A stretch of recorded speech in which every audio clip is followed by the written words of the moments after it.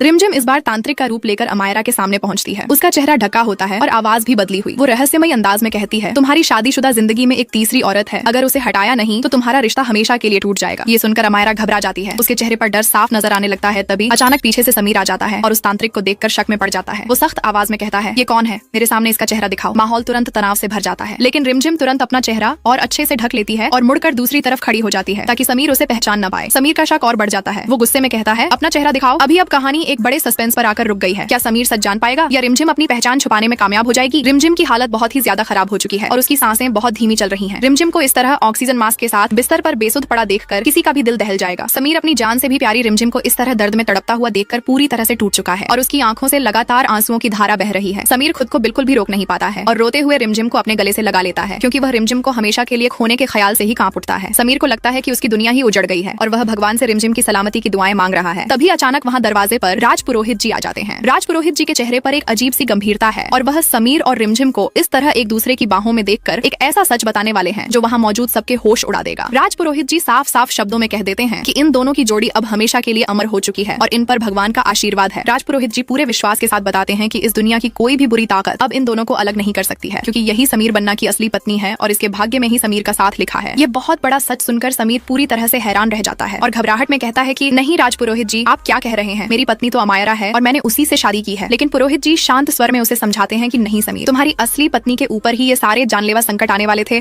और वही तुम्हारी ढाल बनकर खड़ी है। पुरोहित जी